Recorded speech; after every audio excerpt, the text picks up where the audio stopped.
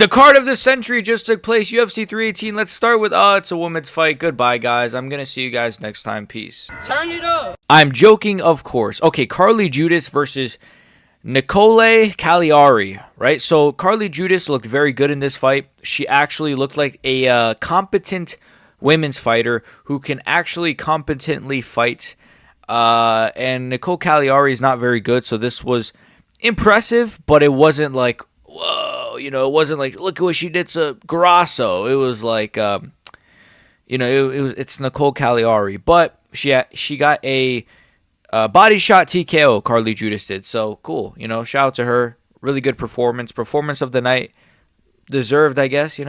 I think if she was making a sandwich and it was a good sandwich, I think that would be a more deserving performance of the night, in my opinion. But all jokes aside, Bruno Ferreira versus Jackson McVey.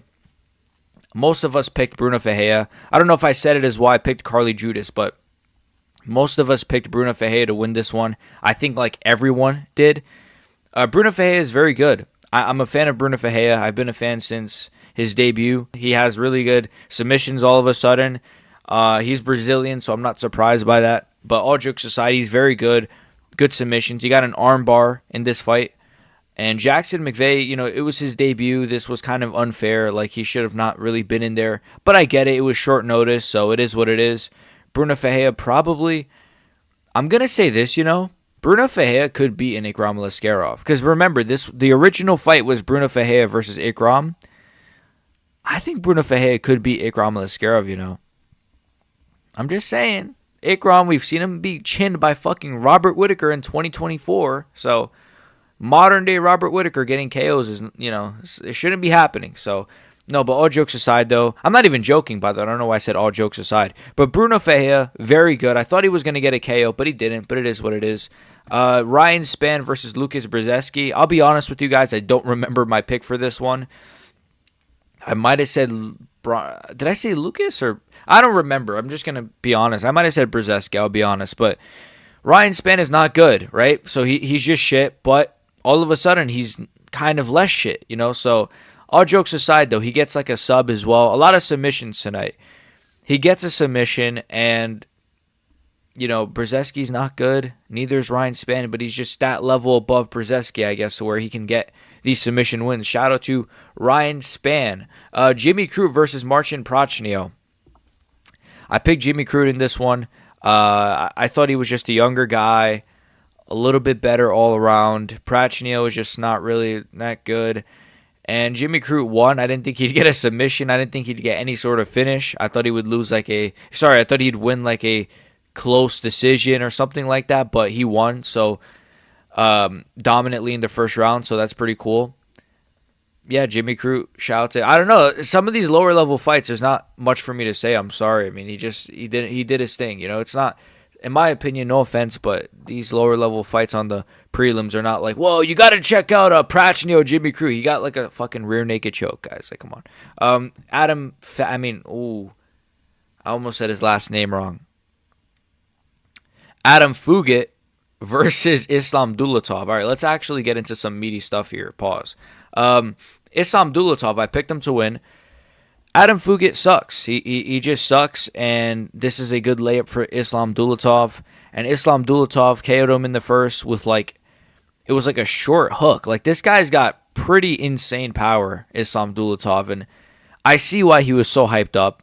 He got a KO on the Contender Series. He's a freaking Versace model. He's going to go do a runway show apparently like next week or this week or something. So, honestly, I really like Islam Dulatov. He seems to have a good personality, and he got an insane KO, man. Like, there was a moment where he kind of slipped on his butt, and I thought Fugitt, early on was doing a good job of keeping his distance, keeping his range, but honestly, I think there was a moment maybe where Dulatov, there was a moment where Dulatov goes for something, and then, Fugitt goes for a low kick, and then Dulatov kind of slips, and then I think that's when Fugitt kind of put his foot just slightly on the gas, and then he gets KO'd against the cage. He's shit. He's just shit.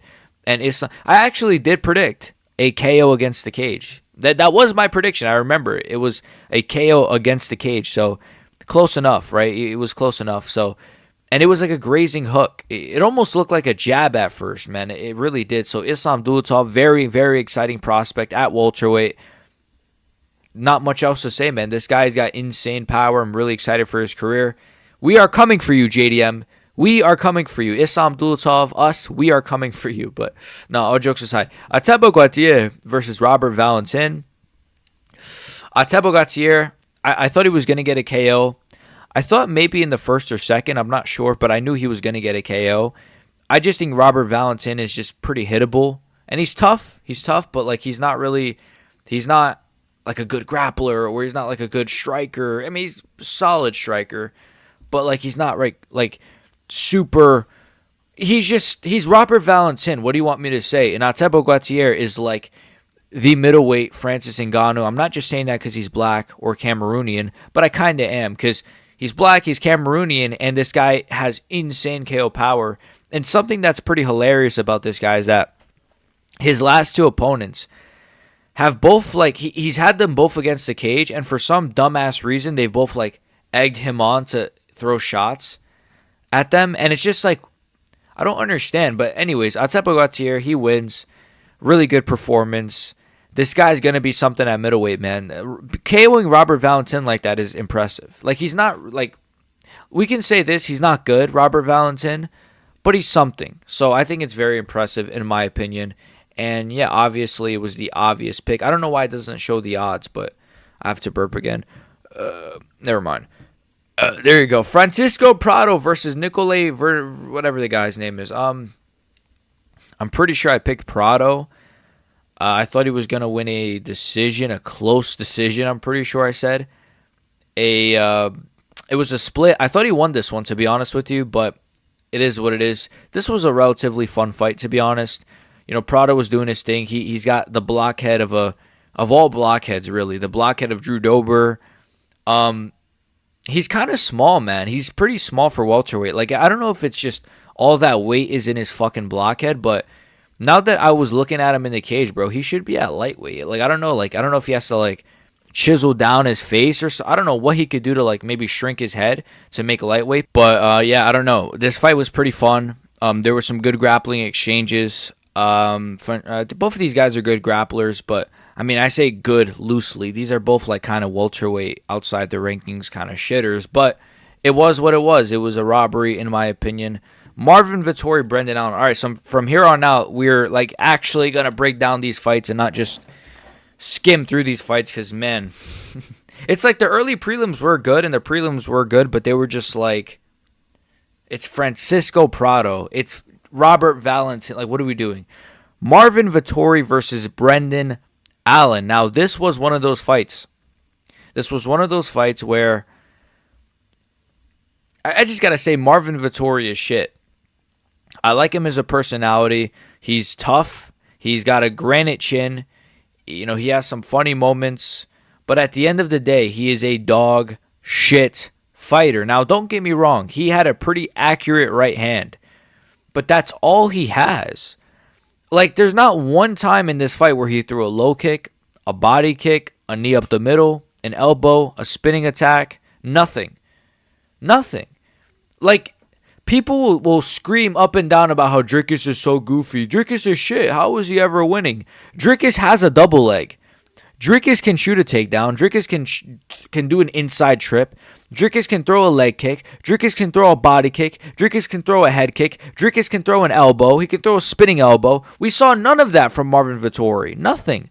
No dynamicism, no changing up anything. Oh, I'm losing. Let me just keep throwing a 1-2. Oh, my nose is completely shattered. Let me just keep throwing a 1-2. Nothing. I love Marvin Vettori, but he's shit. I have to say it, man. He just didn't change it up.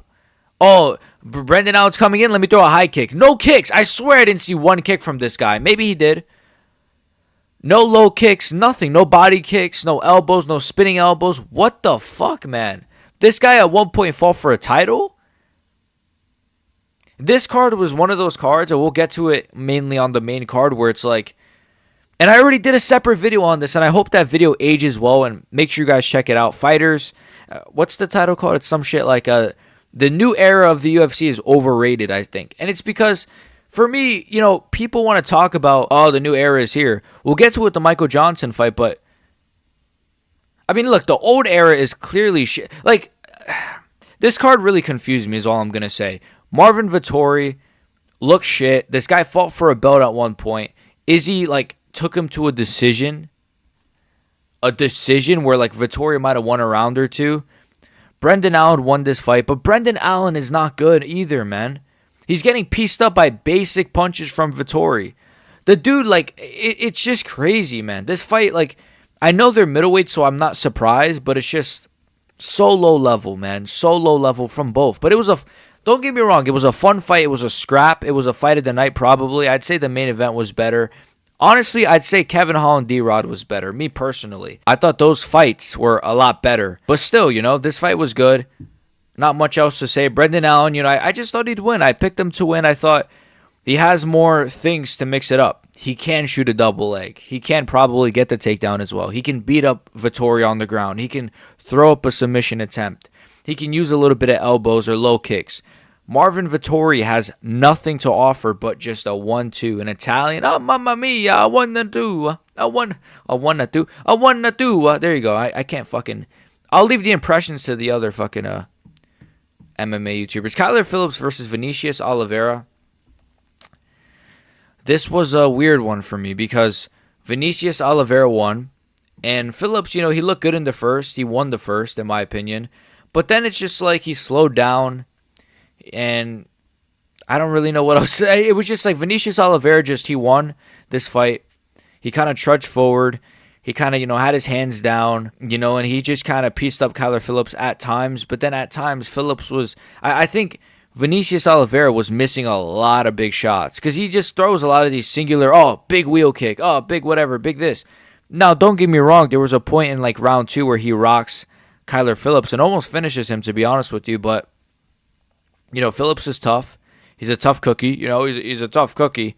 And he hung in there. But Vinicius Oliveira is very, very good. But is he, though? Because this performance made me say, you know what? He's good. But there was a lot I didn't like. It looked like he obviously slowed down as the fight went on.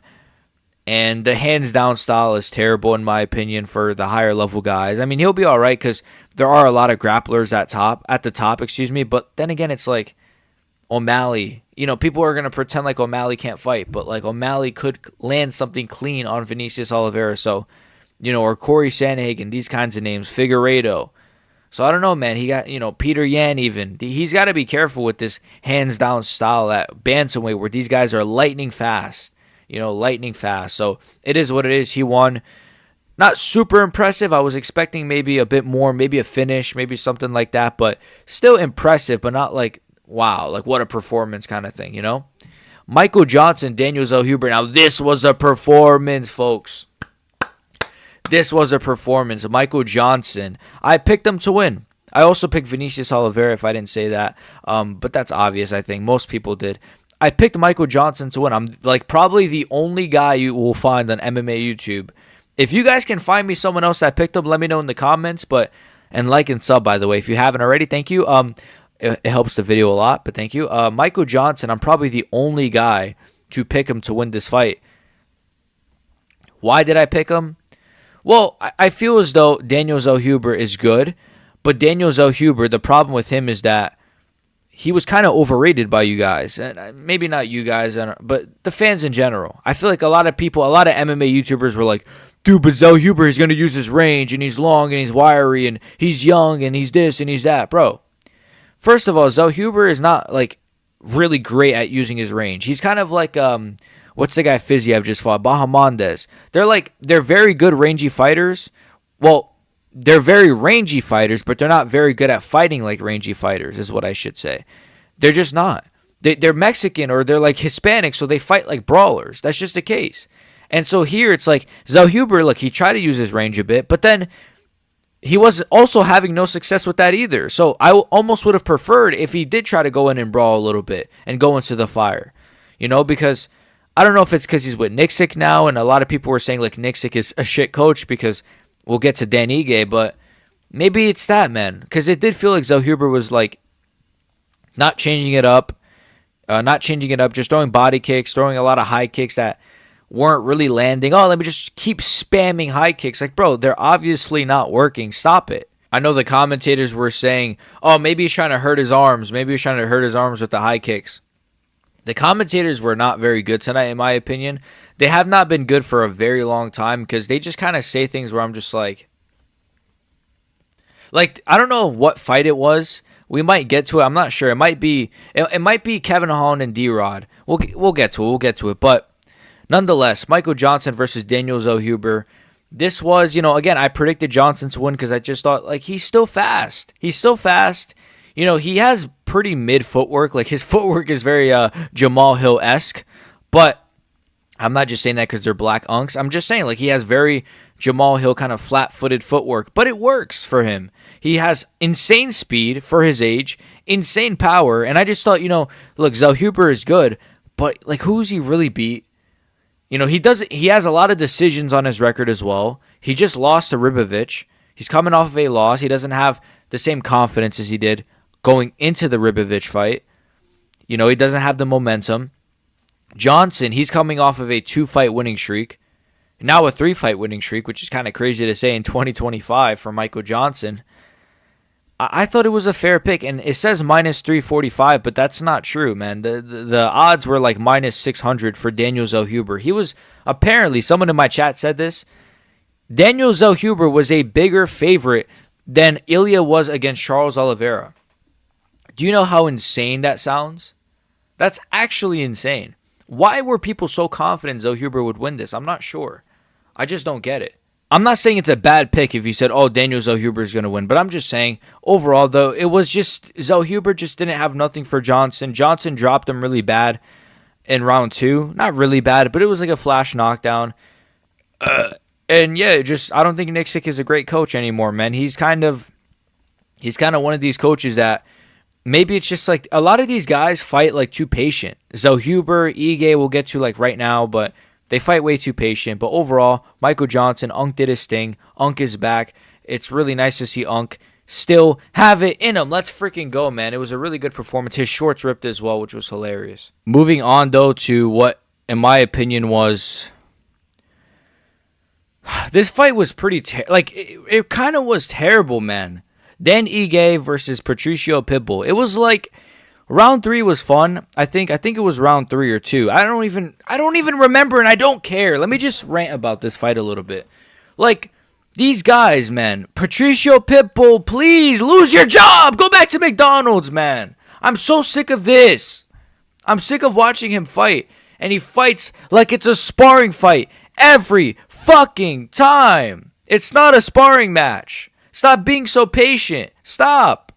Why are you so fucking patient for? Why? Why are you just standing out? You have KO power. He rocked Dan Ige very bad in round 2 or 3. I forget which round. I think it was round 2. It was round 2 because Dan Ige won round 3. He rocked him very bad in round 2. Yeah, that's what happens, Patricio Pitbull, when you throw a fucking punch. Throw a fucking punch. Just throw. Why are you so patient? For what? It's he has a mental block, or he's this guy's retarded, man. Oh, yeah, let me just stay in that range and, I landed a nice shot. Maybe I do have some power. Fucking tard, man. I'm telling you, this guy's retarded. Honestly, and Dan Ige, you're retarded as well. You are as well, man. Dan Ige, he just he doesn't pour it on the first 2 rounds. He pours it on in the third, but it was too little too late. And it was a nice time knee, but it wasn't. It was a knee. It was a knee up the middle that he kind of caught Pitbull with, which was good. It was in round 3, I believe. It might have been in late round 2, round 3. Whatever the case may be. Dan Ige, you have power in your hands as well. And you have a good chin. Go forward. Go for something. Eric Nixick is a shit coach. He gets these guys into this sparring mode, I feel like. Yeah, we're just going to spar out there. Just feel him out a little bit, kid. No. Patricio Pitbull is patient. He stands still. He's got low output. So take his fucking head off. It is what it is, man. I think round 3 was good. It was a bit back and forth. Round 2, I think that's when Ige got rocked or something. I just don't care. Man, you know what it is as well with this card? It was It ended up being very, very good. It ended up being great, I would even say. Amazing, I would even say, right? Amazing card. Super fun card. A lot of good results, a lot of good finishes. But it's just like I can't find myself caring about some of these results. Oh, Patricio Pitbull beat Dan Ige. Now what? Who's he going to fight next? Lerone Murphy? I don't give a fuck Patricio Pitbull, man. He's shit.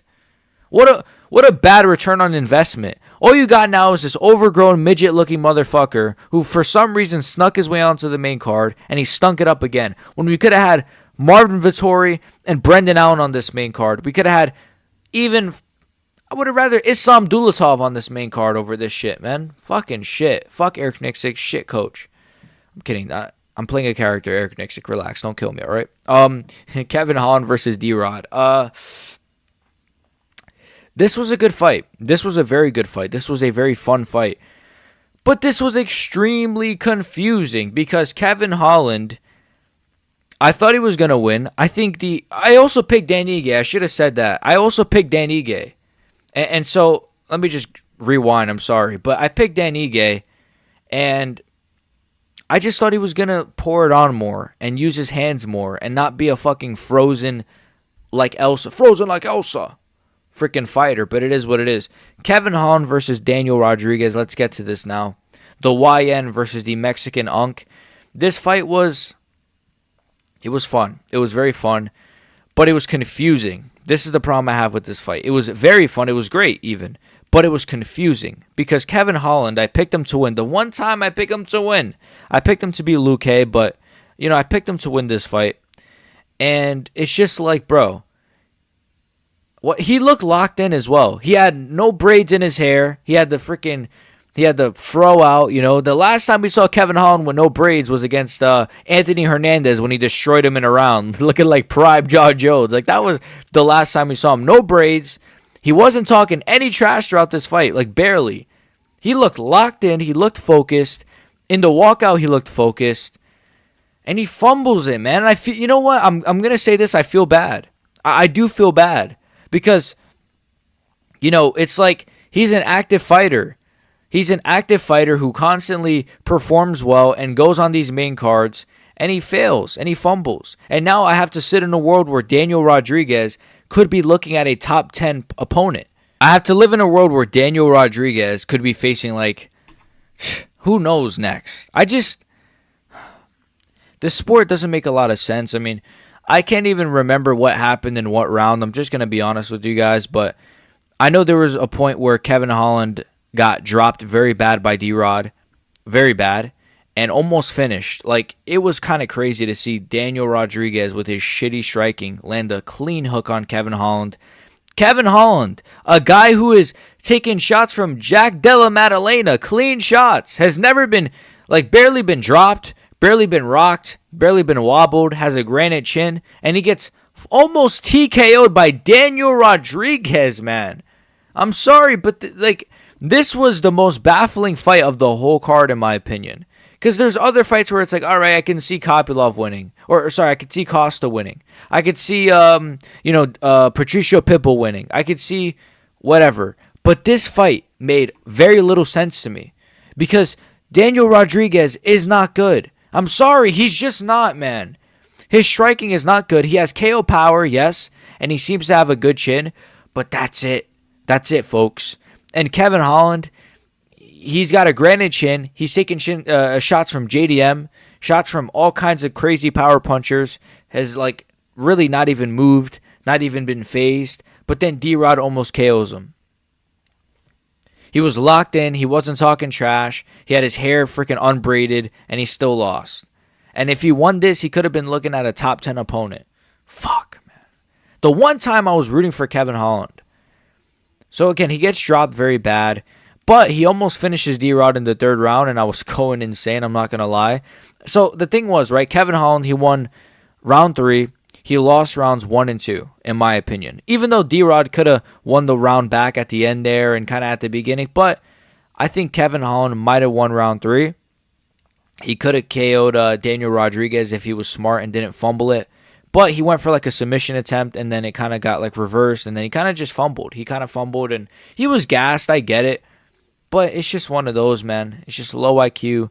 This was a great fight, though, all, like, everything aside, all anger aside, because of, it was a great fight, but it was also, like, these guys are ranked. You know, I'm sorry, but I just got to say that. Like, it was a great fight, but the fact that both of these guys are now ranked, or at least D-Rod is going to be ranked. I'm not sure about Kevin Holland, but Daniel Rodriguez is going to be ranked, guys. Fuck, man. Anyways, co-main event.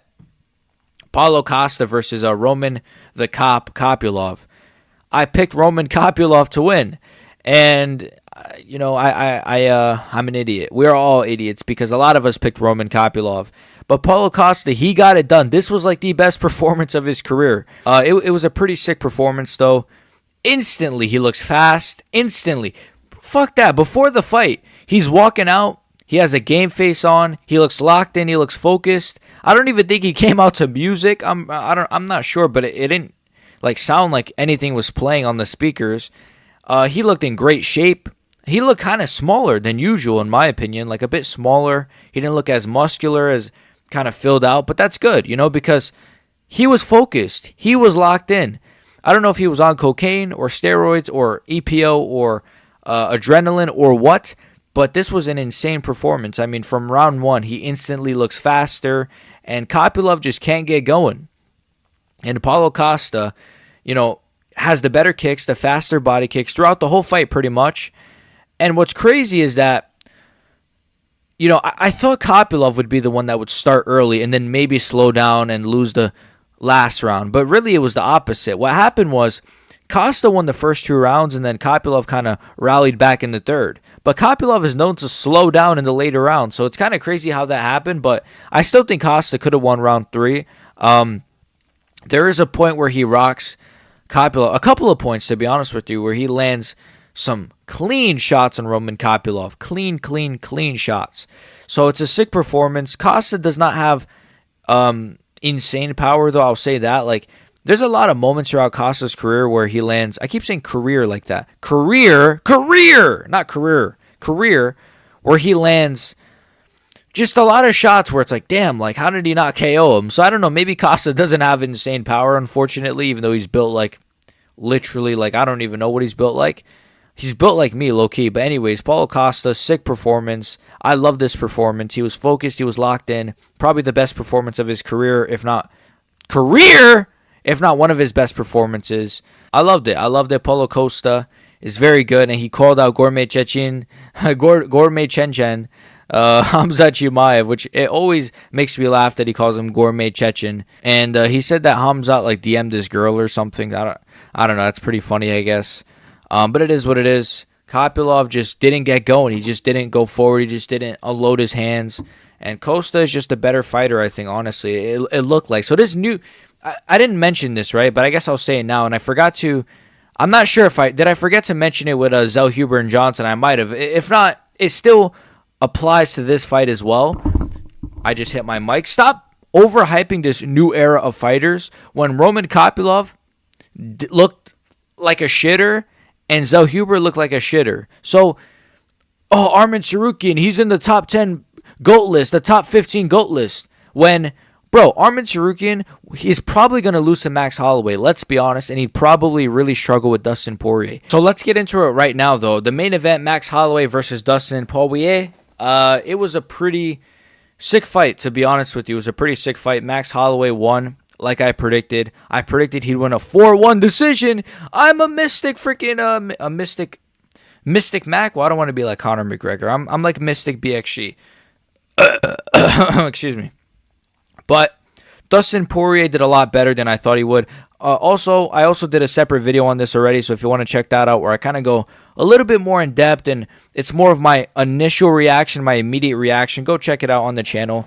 But nonetheless, Max Holloway, Dustin Poirier, it was a sick fight. I mean, Max Holloway, he just looked really good in those first like 2 rounds or so. He just looked like a fucking world beater. I legitimately was like, oh, no one's beating Max Holloway. Like, no one at lightweight. Everyone at 155, except Ilya probably, is fucked against Max Holloway at 150. Like, he looked full. He looked filled out. I think Paul Felder, which pissed me off that he said this. I'm not sure if he said this exactly, but he said something along the lines of How did Max Holloway ever make 155? I'm not even kidding. He said something like that.